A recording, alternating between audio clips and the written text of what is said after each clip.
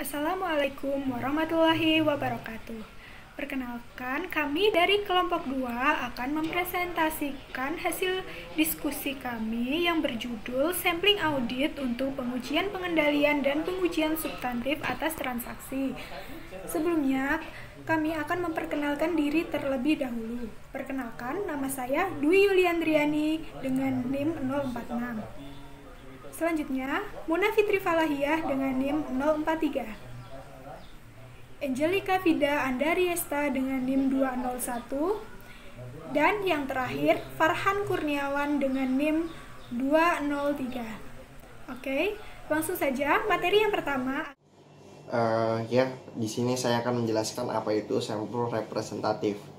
Sampel representatif adalah sampel yang karakteristiknya hampir sama dengan yang dimiliki oleh populasi, yang berarti item-item yang dijadikan sampel populasi serupa dengan item-item yang tidak dijadikan sampel. Jika tidak ada atau ditemukan banyak item yang hilang, sampel tersebut dianggap non-representatif. Dalam SA 530 dikatakan penting bagi auditor untuk memilih sampel yang representatif dengan memilih sampel yang memiliki karakteristik tipikal populasi sehingga keberpihakan dapat dihindari. Selanjutnya, hasil sampel dapat menjadi non-representatif akibat kesalahan sampling atau kesalahan non-sampling.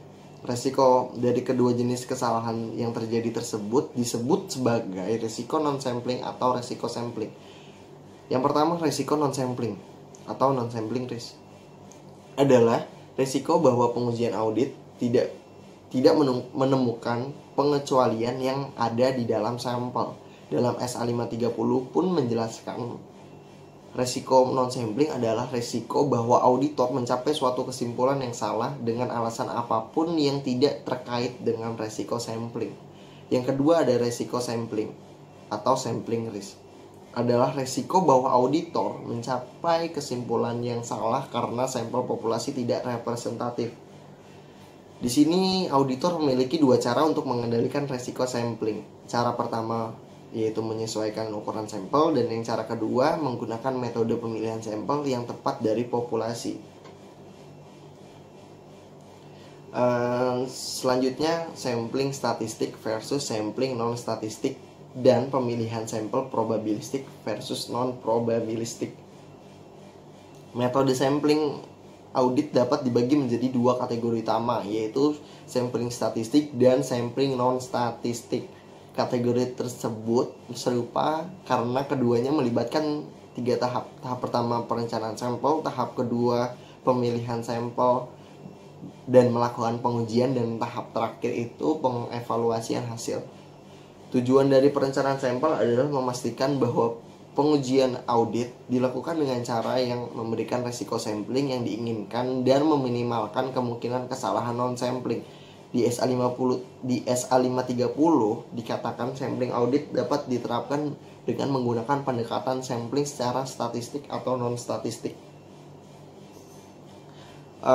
Sampling statistik atau statistical sampling berbeda dari sampling non-statistik. Sampling statistik menerapkan aturan matematika. Auditor mengkuantifikasi atau mengukur risiko sampling pada saat merencanakan sampel dan mengevaluasi hasil. Selanjutnya pemilihan sampel probabilistik atau probabilistic sample selection. Auditor memilih secara acak item-item sehingga setiap item populasi memiliki probabilitas yang sama untuk dimasukkan dalam sampel. Proses ini memerlukan ketelitian yang sangat tinggi dan penggunaan salah satu dari beberapa metode. Selanjutnya ada tiga jenis metode pemilihan sampel yang seringkali dikaitkan dengan sampling audit non-statistik.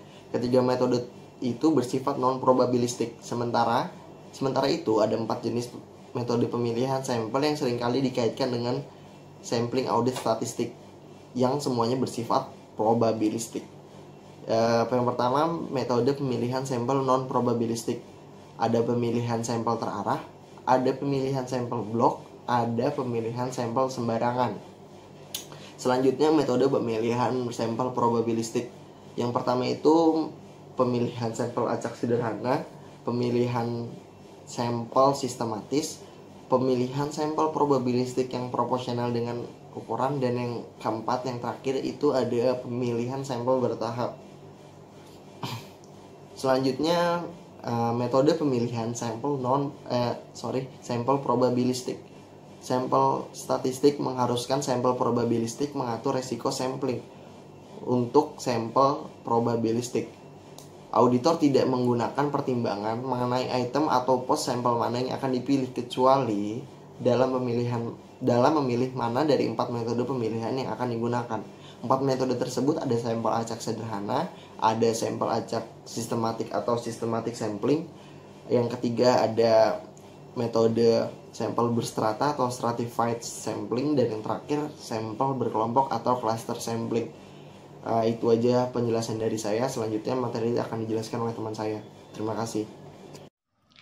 Oke, selanjutnya yaitu membahas tentang metode pemilihan sampel non-probabilistik, di mana merupakan salah satu metode pemilihan sampel yang setiap item dalam populasi tidak memiliki kesempatan yang sama untuk dimasukkan dalam sampel, tidak didasarkan pada probabilitas matematika, dan keterwakilan sampel terhadap populasi mungkin sulit untuk ditentukan.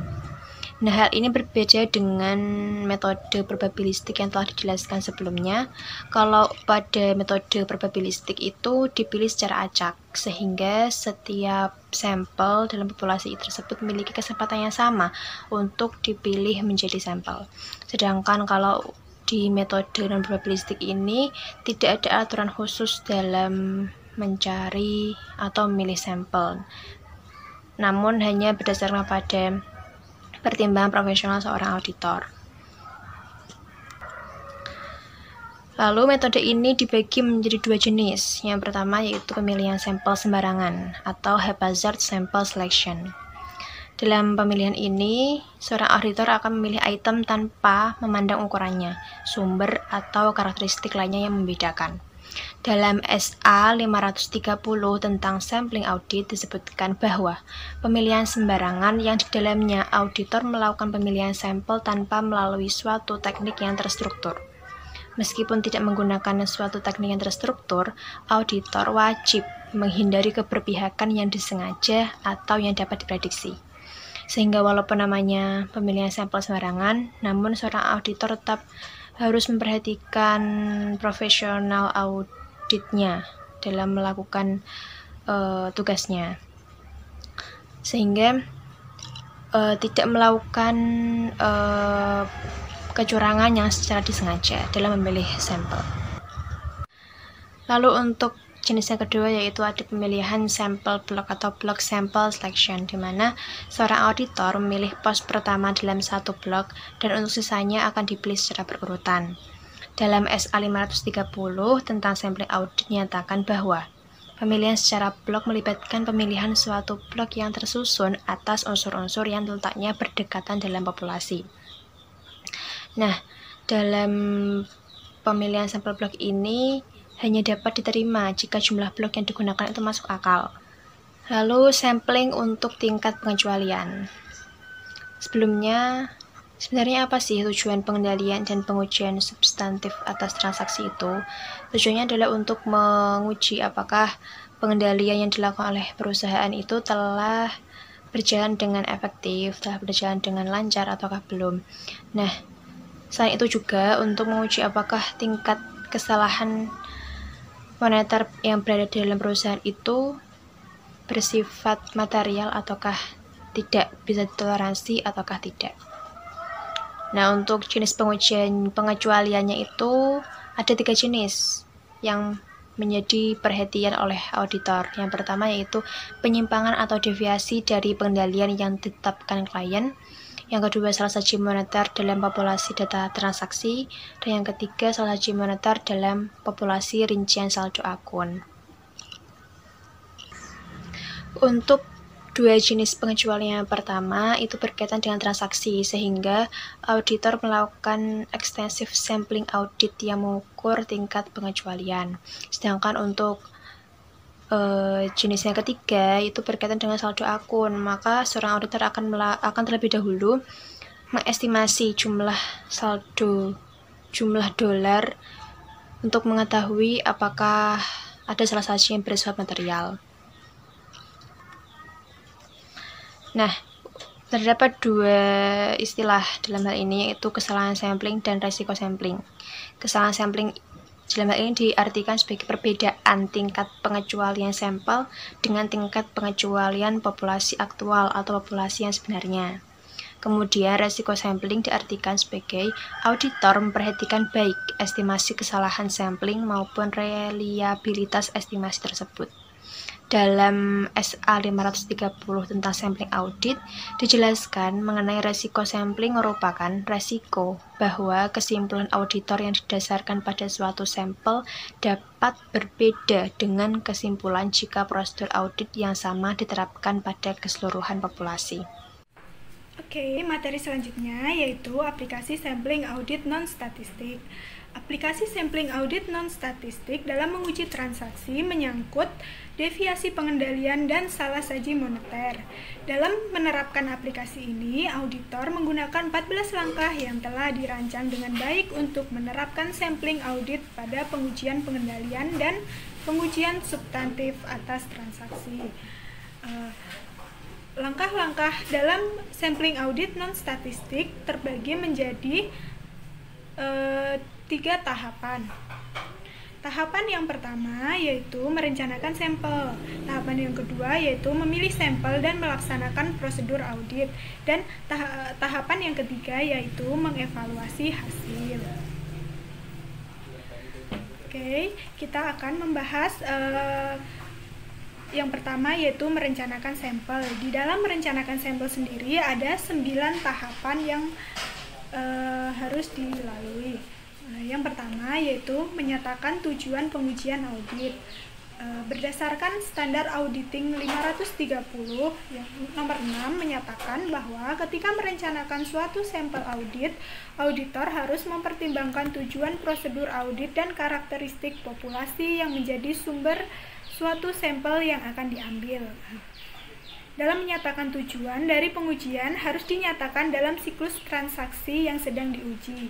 Biasanya auditor mengidentifikasikan tujuan pengendalian dan pengujian substantif atas transaksi sebagai yang pertama yaitu untuk menguji keefektifan operasi pengendalian, dan yang kedua yaitu untuk menentukan apakah transaksi mengandung salah saji moneter.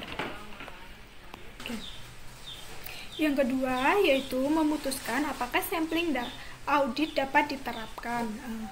Sampling audit diterapkan setiap kali auditor berencana membuat kesimpulan mengenai populasi berdasarkan sampel. Maka dari itu, auditor harus memeriksa program audit untuk memilih sampel yang dapat diterapkan. Di dalam standar auditing 530 nomor 7 menyatakan bahwa auditor menentukan suatu ukuran sampel yang cukup untuk mengurangi risiko sampling sampai ke tingkat yang dapat diterima. Langkah-langkah dalam memilih sampel yaitu yang pertama, mereview transaksi penjualan untuk melihat jumlah yang besar dan tidak biasa. Ini disebut sebagai prosedur analitis. Kemudian yang kedua yaitu mengamati apakah tugas dari staf yang menangani piutang usaha itu terpisah dari tugas staf yang menangani kas. Di sini disebut sebagai pengujian pengendalian. Selanjutnya, yang ketiga yaitu memeriksa sampel salinan faktur penjualan untuk melihat yang pertama yaitu persetujuan kredit oleh manajer kredit. Ini termasuk dalam pengujian pengendalian. Kemudian yang B, keberadaan dokumen pengiriman yang dilampirkan. Ini juga termasuk dalam pengujian pengendalian. Kemudian yang C, pencantuman nomor bagan akun. Ini juga termasuk dalam pengujian pengendalian. Kemudian langkah selanjutnya yaitu langkah keempat, memilih sampel dokumen pengiriman dan menelusuri masing-masing ke salinan faktur penjualan terkait. Kemudian yang kelima, membandingkan kuantitas yang tercantum pada setiap salinan faktur penjualan dengan kuantitas pada dokumen pengiriman terkait. Sampling audit tidak dapat diterapkan bagi dua prosedur pertama dalam program audit Karena prosedur pertama adalah prosedur analitis di mana sampling tidak layak diterapkan. Sementara yang kedua adalah prosedur observasi yang tidak memiliki dokumentasi untuk melaksanakan sampling audit. Sampling audit itu dapat digunakan pada ketiga prosedur lainnya, yaitu prosedur nomor 3, nomor 4, dan nomor 5. Selanjutnya, langkah nomor 3 yaitu mendefinisikan atribut dan kondisi pengecualian. Jika menggunakan sampling audit, auditor harus mengidentifikasikan dengan tepat karakteristik atau atribut yang sedang diuji dengan kondisi pengecualian, atribut pengecualian. Atribut kepentingan dan kondisi pengecualian untuk sampling audit diambil langsung dari prosedur audit yang digunakan auditor. Yang nomor 4 yaitu mendefinisikan populasi. Populasi dapat didefinisikan sebagai item yang ingin digeneralisasikan oleh auditor. Auditor dapat mendefinisikan populasi untuk memasukkan setiap item yang mereka inginkan. Tetapi ketika memilih sampel, sampel tersebut harus dipilih dari semua populasi yang telah didefinisikan. Auditor harus menguji semua populasi yang menyangkut kelengkapan dan rinciannya sebelum suatu sampel dipilih untuk memastikan bahwa semua item populasi merupakan subjek pemilihan sampel. Yang kelima yaitu mendefinisikan unit sampling. Unit sampling adalah unit fisik yang berhubungan dengan angka acak yang dihasilkan oleh auditor. Berdasarkan standar auditing 530/A12 menyatakan bahwa dengan sampling statistik, unsur-unsur yang dipilih dalam suatu cara yang setiap unit sampling memiliki suatu probabilitas yang diketahui untuk dipilih. Dengan sampling non-statistik, pertimbangan auditor digunakan untuk memilih unsur yang dijadikan sampel. Karena tujuan sampling sendiri yaitu untuk menyediakan basis wajar bagi auditor untuk menarik kesimpulan tentang populasi yang menjadi sumber sampel yang dipilih.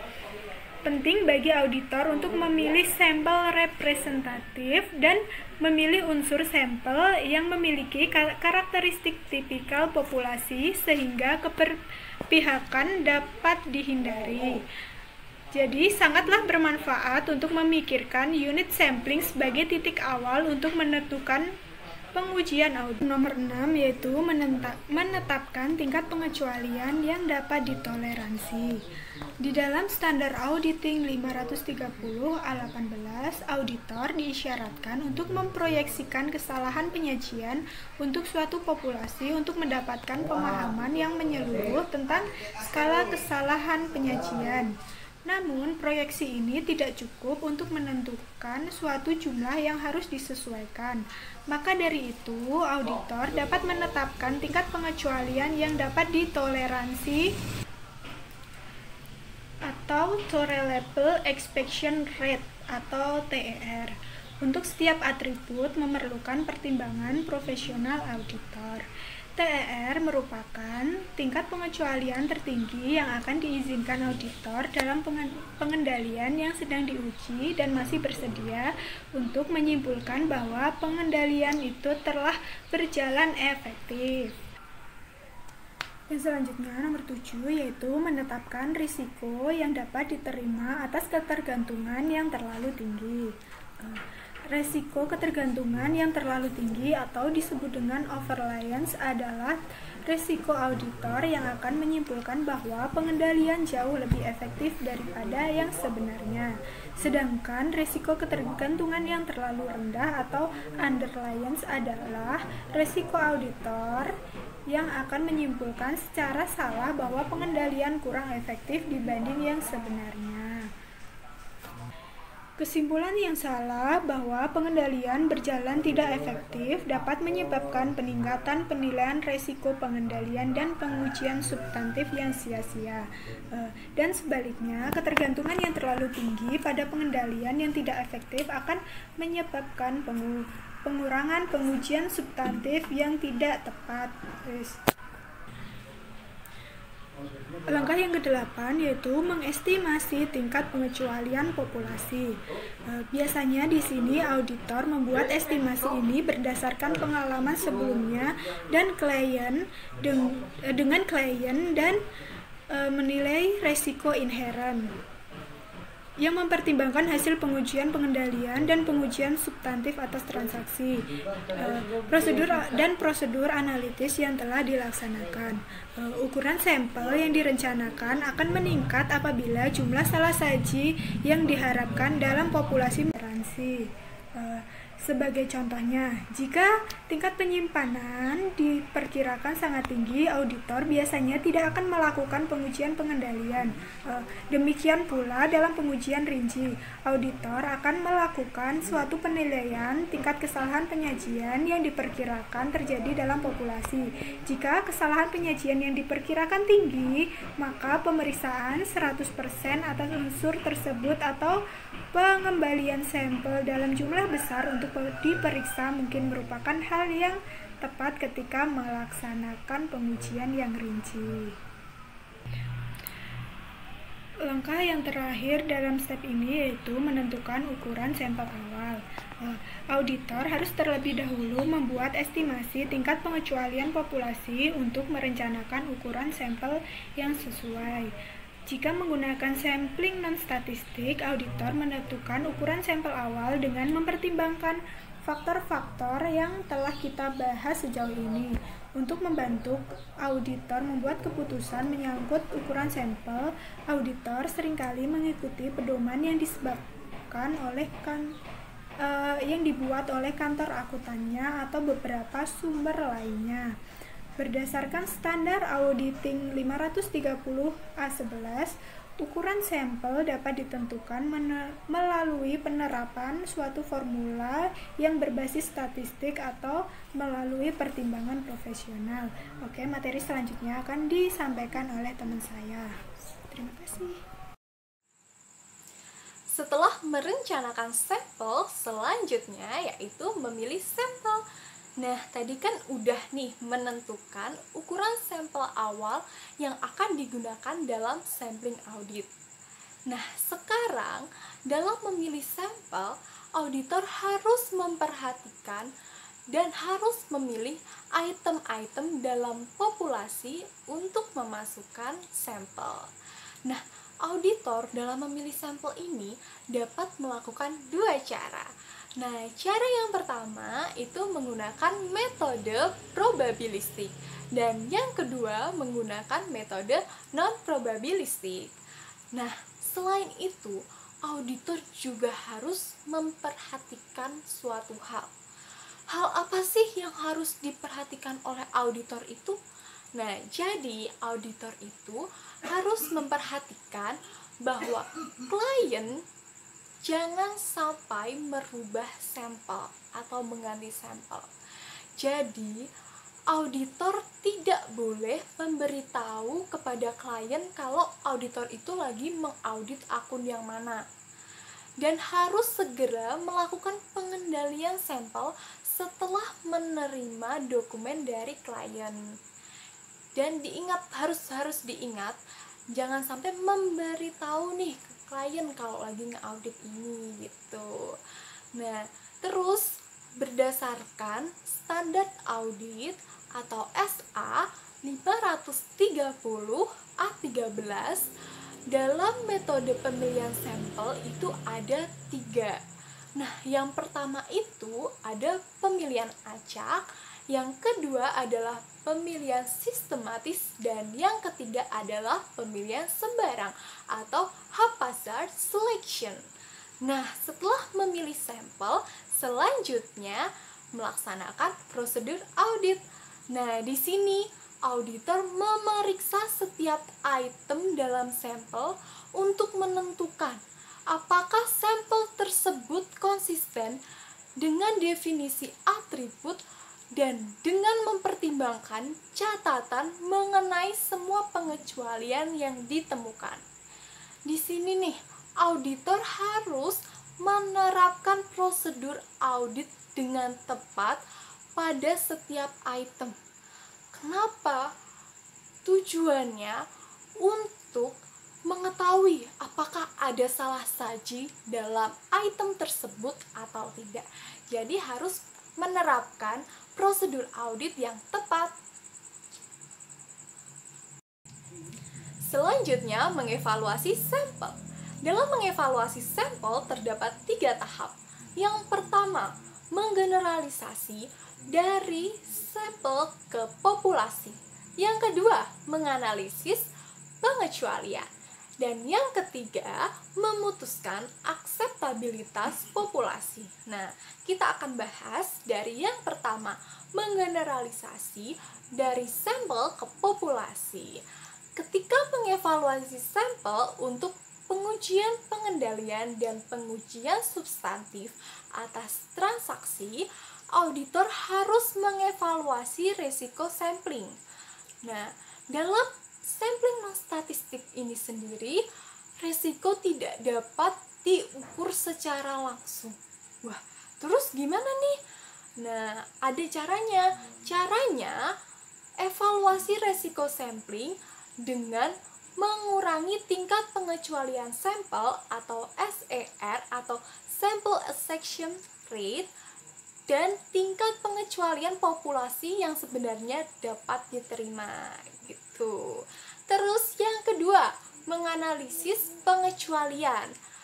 Auditor harus menganalisis pengecualian individual untuk menentukan kelemahan pengendalian internal yang memungkinkan hal tersebut terjadi. Nah, pengecualian ini dapat disebabkan oleh banyak faktor dan banyak hal. Contohnya nih, yang pertama, kecerobohan karyawan. Terus yang kedua, salah memahami tugas atau instruksi. Jadi mungkin nih pas atasannya lagi ngasih tahu stafnya buat gini, tapi stafnya itu lagi pusing, banyak pikiran, banyak beban, terus kayak kurang fokus, terus jadi salah memahami kayak gitu. Terus yang terakhir itu juga bisa nih, atau karena kelalaian seperti itu. Yang ketiga, memutuskan akseptabilitas populasi. Ketika menggeneralisasi dari sampel ke populasi, auditor yang melakukan sampling non-statistik akan mengurangi SER dan TER serta mengevaluasi apakah perbedaan atau kesalahan sampling yang dihitung itu cukup besar atau tidak.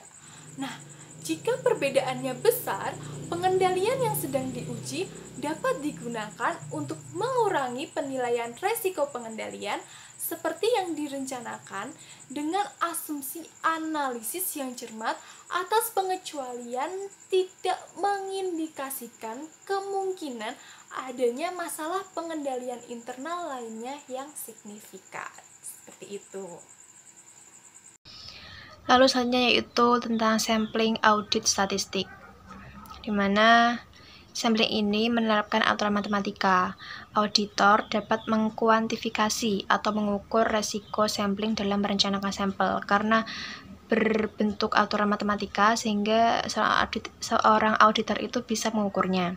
Kemudian metode sampling statistik yang paling sering digunakan untuk pengujian pengendalian dan pengujian substantif atas transaksi. Ini salah satunya yaitu sampling atribut atau atribut sampling. Sedangkan untuk non-statistik diartikan bahwa sampling ini berkaitan dengan kriteria atau berdasarkan kriteria subjektif atau pengalaman seorang auditor itu sendiri. Dan sampling atribut itu memiliki banyak persamaan dengan sampling non-statistik daripada perbedaannya. Nah, untuk aplikasi sampling atribut sendiri akan dibahas lebih lanjut nanti. Lalu distribusi sampling. Dalam distribusi sampling ini, distribusi frekuensi hasil semua sampel berukuran khusus yang dapat diperoleh dari populasi yang memiliki beberapa karakteristik tertentu. Distribusi sampling memungkinkan auditor untuk membuat laporan probabilitas mengenai kemungkinan terwakilinya setiap sampel dalam distribusi. Nah, untuk setiap pengecualian, setiap tingkat pengecualian dan ukuran sampel yang berbeda-beda itu akan menimbulkan distribusi sampling yang juga berbeda dan unik. Misalnya diambil contoh distribusi sampling untuk 100 sampel dari populasi dengan tingkat pengecualian 5% itu akan berbeda dengan sampel 50 dari populasi dengan tingkat pengecualian 3%. Kita akan membahas tentang aplikasi sampling atribut. Nah, tadi kan kita udah bahas nih tentang aplikasi sampling non-statistik. Nah, sekarang itu aplikasi sampling atribut. Kira-kira keduanya ini itu sama apa beda sih? Jadi, keduanya ini memiliki langkah yang sama. Tapi perbedaannya ada di 5 langkah.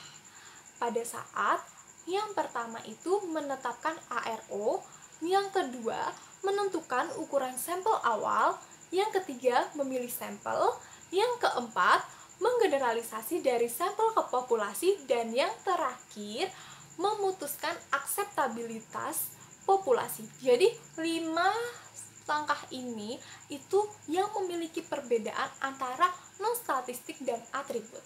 Nah, kita akan bahas dari yang pertama, menetapkan ARO atau Acceptable Risk of Overreliance atau ukuran resiko sampling auditor. Nah, jadi di non-statistik sama atribut ini bedanya itu ada di metode kuantifikasinya. Kalau non-statistik, auditor itu menggunakan resiko yang dapat diterima yang rendah, sedang, atau tinggi.